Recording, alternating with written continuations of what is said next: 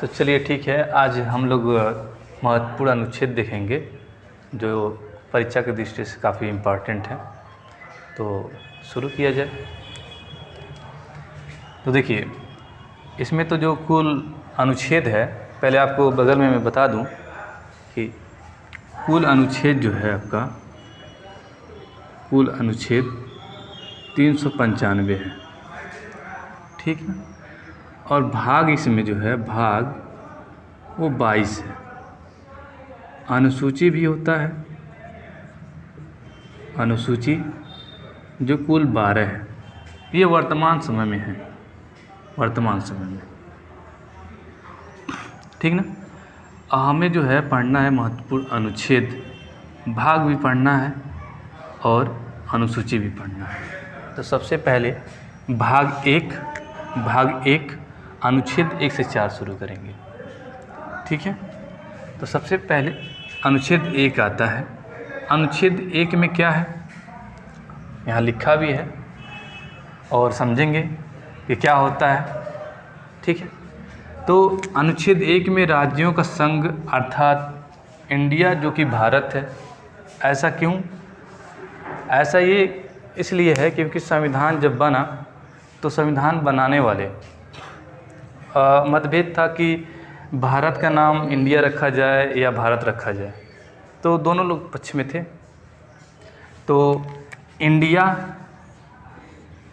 को ही भारत कहा जाता है, अब भारत को ही इंडिया कहा जाता है। और ये जो लिखा है राज्यों का संघ, तो राज्यों का संघ से मतलब ये है, ये राज्य है और ये संघ। अगर मैं इसे आपको मैप के माध्यम से बताऊं तो जैसे ये है, ये अगर इसे हम केंद्र मान लें, केंद्र, इसमें ये जो छोटे छोटे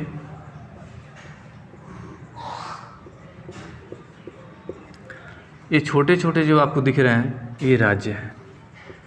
तो केंद्र मतलब ये संघ हो गया, केंद्र ये संघ हो गया। ये छोटे छोटे हैं, ये राज्य है, ठीक है।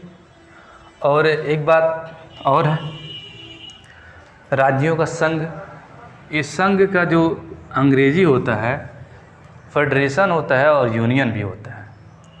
तो भारत का कैसा है, ये भी महत्वपूर्ण प्रश्न होता है। तो भारत का यूनियन है, ये भारत जो है यूनियन है और फेडरेशन जो है अमेरिका का है, ठीक है।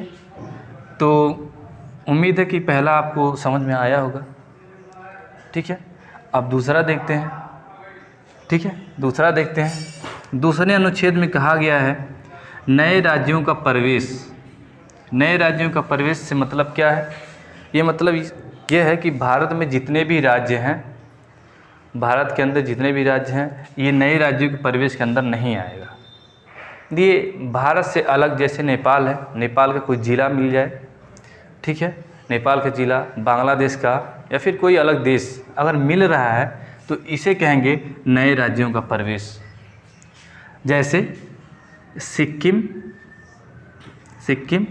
ये है नए राज्यों का प्रवेश। 1975 में हुआ था ये।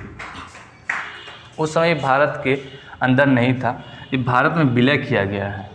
1975 में संशोधन होता है, 36 नंबर का संशोधन होता है ये। अब सिक्किम को इसमें मिला लिया जाता है।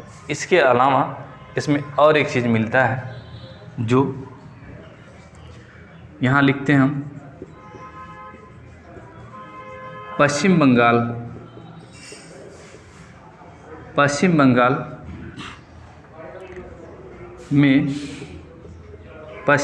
में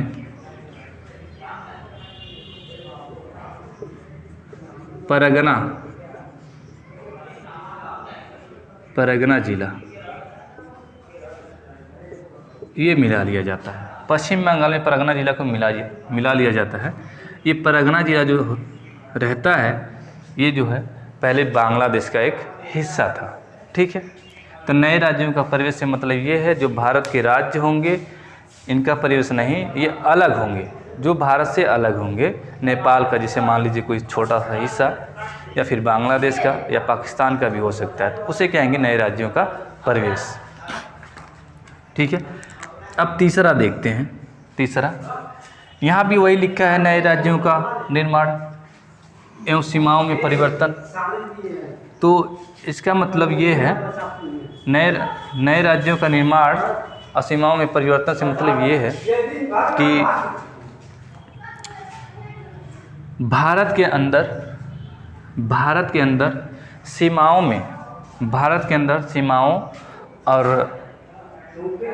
में और राज्यों में से परिवर्तन हो सकता है। जैसे 2014 में आंध्र प्रदेश से तेलंगाना टूटकर एक नया राज्य बना।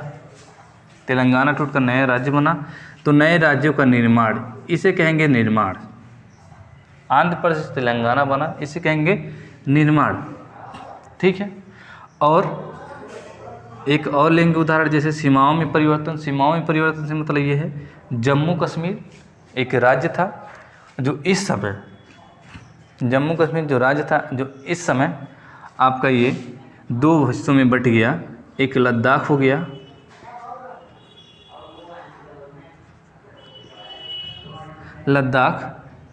और दूसरा जम्मू कश्मीर।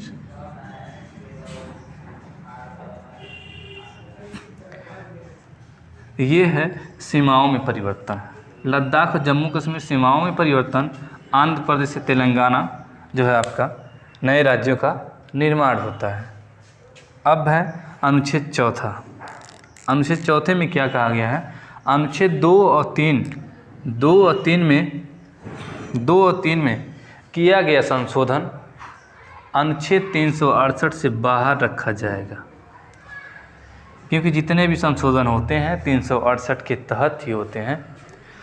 तो इसमें ये नियम है और रूल है, बनाया गया संसद के द्वारा कि अनुच्छेद 4 में, अनुच्छेद 2 और 3 में किया गया संशोधन अनुच्छेद 368 से बाहर रखा जाएगा।